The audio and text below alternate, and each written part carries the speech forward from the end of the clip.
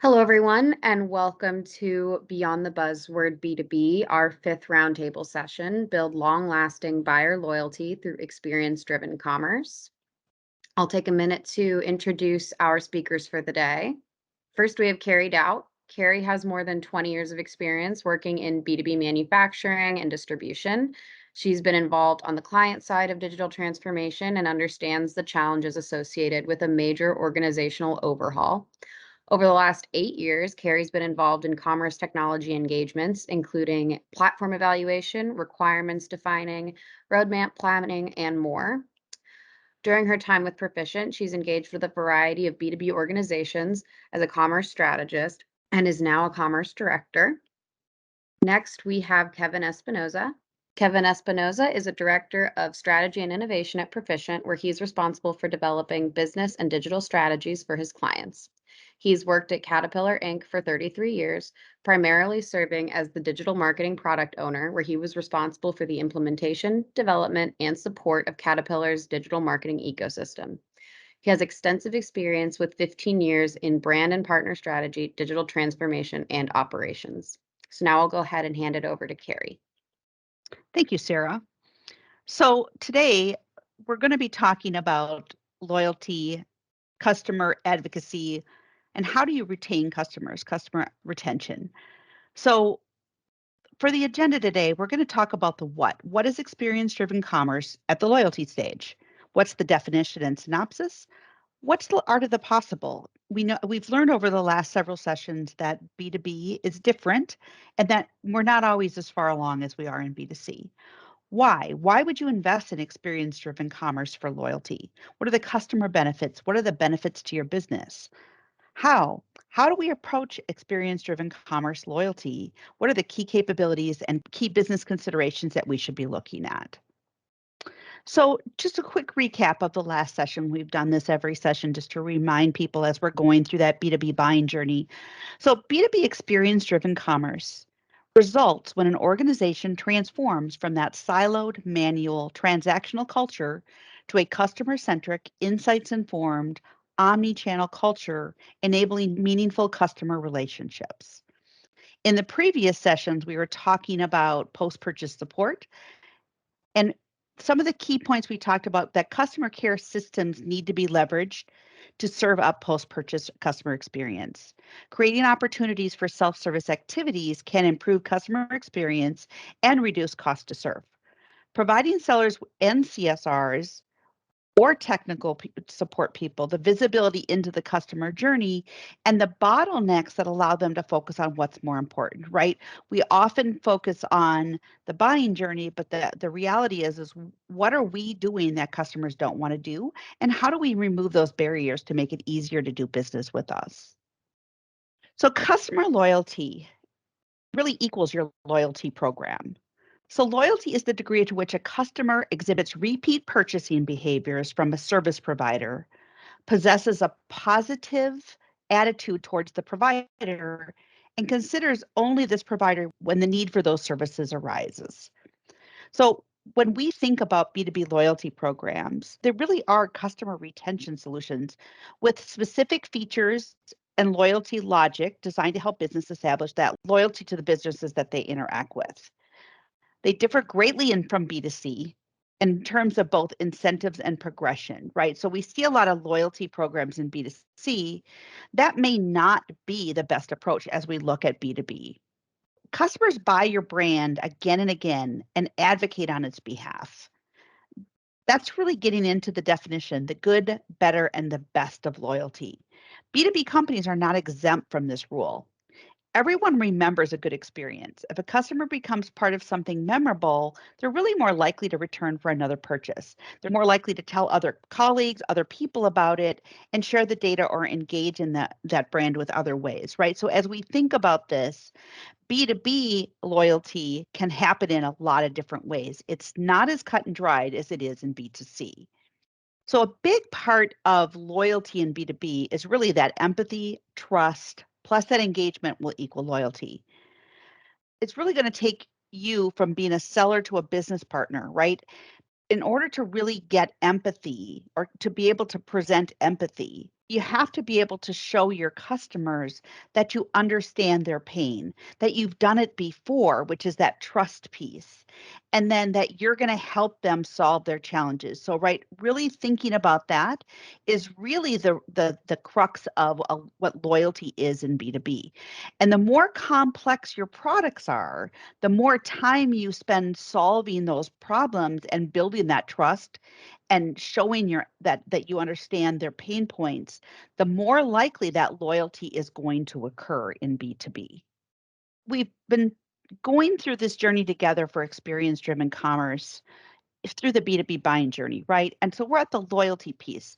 But as you look at the buying journey in B2B, you're never done, right? These roundabouts really represent the fact that a person can go forward, they can go back. Because as you think about it, when they engage with you, a customer engages with you and they buy that product, they're going to have other needs and they're going to come back to you. They may have other considerations. And what we want to do is to make sure that we're the company they think about to solve those problems, right? That we're the company that's going to get it and that we're going to be able to help them.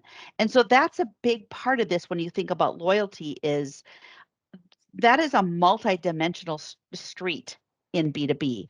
And we're going to talk a lot about the fact, we always talk about the fact that there's a lot of different people engaged in that B2B buying journey. So each of those people that are playing that role also have to come along with you from that decision logic and emotion standpoint. So this is all really important information as we're thinking about the B2B journey. And at this point, I'm going to turn it over to Kevin. Thank you, Carrie. That was really good background. Let's take a look at some of the types of B2B loyalty programs. And please remember, this list is not comprehensive, but there is so much variation in these programs, from selling a mining truck to computers. The type of business you are in will definitely influence your approach. It is important to develop a deeper relationship with the customer. Activities like member events and partnerships will help you with this effort. Also, there are traditional programs such as referrals, personalized experience, and discounts. Here's a good example. Emerson hits on many of the important aspects that I just mentioned. They have rewards where the customer can get electronics, home goods, music, movies, and more. Some partners use this program to share the rewards with their employees. Other benefits they offer are exclusive technical support, discounts, exclusive training, and the ability for the customer to voice their opinion via surveys and open forums. As you can see, they are building the deeper relationship with the customer. They show there are many ways to do that. Let's move into why. This quote hits in the heart of B2B loyalty. Staying loyal. As you know, it costs much more to acquire a customer than it does to retain one. Satisfied. Customers have expectations. You must know what they are and how to meet them. Engaged. You must stay connected with them and be there when they need you. And B2B can be challenging. The sales cycle is typically longer. This can be from months to years. So this requires a long-term and committed relationship.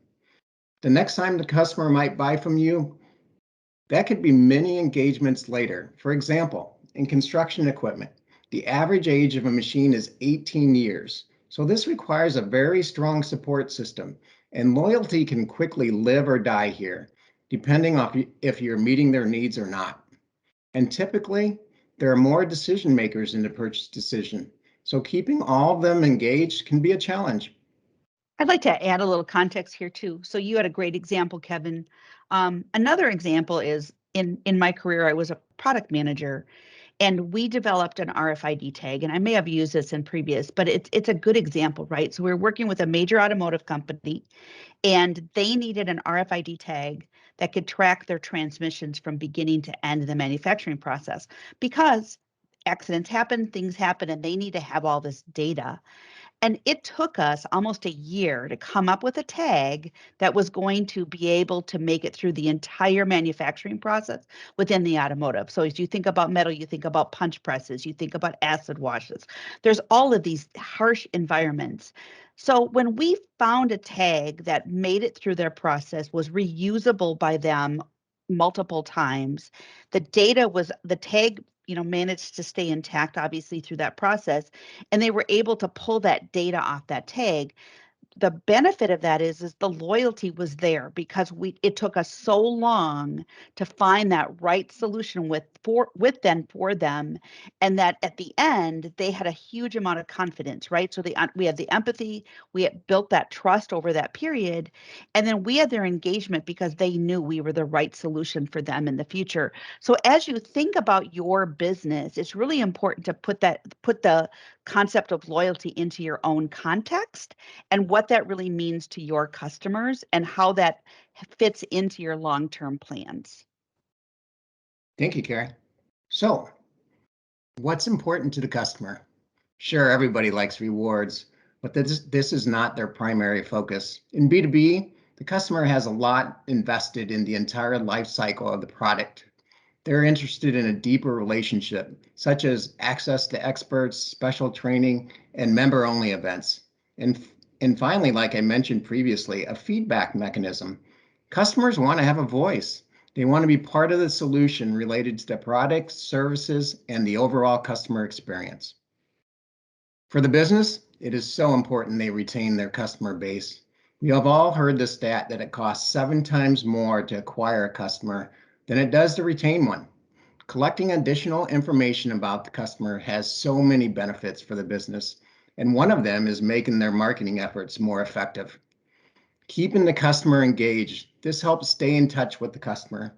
And the last two are not talked about as much. Gaining customers by word of mouth creates some of the most loyal customers, and having your customers talk about your products or endorsing your products is a very effective strategy to gain new customers. Here are some interesting stats regarding B2B business drivers. You can see the importance of retaining a customer. 30% of their revenue can come from existing customers. And executives realize that customers are less loyal. There is more focus on improving engagement. They're doing this by providing relevant content to the customer. This hits right on personalization. And companies are putting their money where their mouth is. 81% of marketing executives are shifting their budgets to become more customer focused. So we talked about the what, we talked about the why. Now let's talk about the how. Smart companies have realized that customer loyalty is the most powerful sales and marketing tool they have. That's a pretty powerful statement. How are companies driving loyalty in today's B2B marketing space?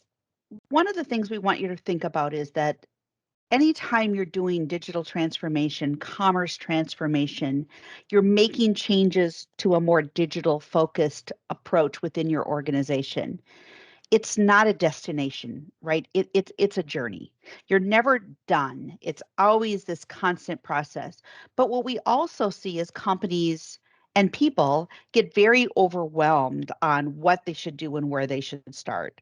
So what we want to really help you understand is that it's important to really think about what is possible for me, right? Make it a crawl, walk, run approach, right? And then iterate over time. Make it practical. Really think about the considerations of your business. Who are we? What does loyalty mean to us? Think about how do you do it? How do you execute? Do we have the right systems to support this? Are we really understanding our customers? Do we really know where we're going? Do we have the people in place to pull off these loyalty strategies? Right? Those are all really important considerations, and it's really important to think through this. And then again, step 3, test and measure and validate, right? As you're making these investments, you've got your strategy, you're starting to do your phase 1 execution. Then test and measure and validate. You can make changes, right? You can adjust. You're collecting data, you're collecting information. Maybe you're looking at that net promoter score where you're really focused on how you can get the customer to give you feedback on how you're doing, right? So that's something in B2B we don't do enough of. We don't really reach out to our customers on a regular basis. We often assume we already know. So think about it, right? So think about how you test, measure, and then you adjust and adapt based on the information that you're getting. And then again, then you're going to move on to that next phase to execution, right? You're going to continue to do it again and again and a little at a time. And you're going to really focus on what that means to your business. And you're going to make sure that you're doing it right. And this could take years, right? And that's, I think, what we want to be really focus on here is that it's okay to take your time. A lot of times when companies are very, focused on their own business, they often struggle with really understanding that customer need. And, so understanding your customer's journey, who those customers are, how they're engaging with your business, when they're engaging, all of those things are very important pieces. We often recommend, a partner can help you with some of that. So really think about what that can potentially look like as you move forward in your journey. And then what are you going to focus on to measure, right? We talked about measure and validate. So a lot of it is customer lifetime value, right? You want to focus on your customers that are the customers that are going to be very valuable for you as an organization. We often see or hear from, we'll talk to our customer care team as an example. And one of the things we often hear from them is how noisy certain customers are. And then the question is that customer noisy, but are they also good for our business, right? Could that customer be shifted to self-service and then let us focus on more large organizations, more strategic customers as we continue to move forward. And all those things are very important. Those repeat purchases, right? Rate at or levels. Sometimes we as Kevin mentioned, we do a one-time big product. It's not really somebody we're going to necessarily see again. But I know there's ways that we can engage them, right? If you sell a big piece of equipment like Kevin used as an example, there are parts, there's service, there's maintenance. Being able to give your customers, like, you've got so many hours on your machine, using IoT as an example, you need to perform this maintenance and here's everything you need to perform that maintenance. So really being, all of that drives loyalty. So that's some of the things you think about as you're measuring, right? Is what are we trying to accomplish? We talked briefly about that net promoter score, doing surveys, checking in with your customers, doing voice of the customer, right? Having those one-on-one conversations, not with the salesperson, right? But as a marketing person, where you can ask those really difficult, challenging questions, that you want their voice. You want to hear what pain they're going through to engage with your business, because that's how you get better.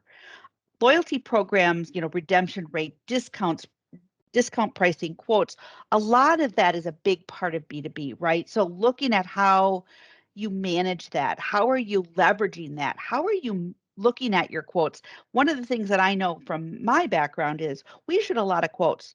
A lot of the times we had minimum purchases, like over a course of 12 months, they had to buy X amount of products. We did not do a great job all the time in the course of my career of validating that customers were doing that, right? That should be a part of your process. Are your customers holding up their end of the bargain, right? So we're giving them a discount, but they're not buying in the rates they wanted.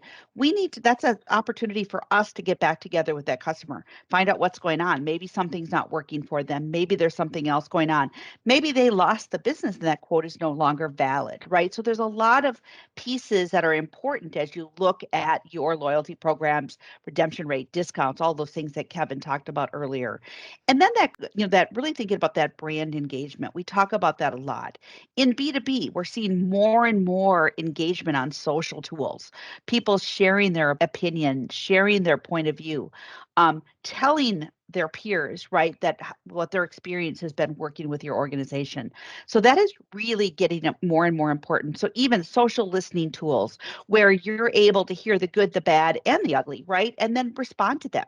If you're hearing negative comments on social, but you're responding to them and you're reaching out and saying, how can we fix that for you? Because that's really important to us. You're important to us. There's a lot of opportunities for those and to measure that. So think about tools, think about outside of the box things as you're really thinking about this and what that journey looks like.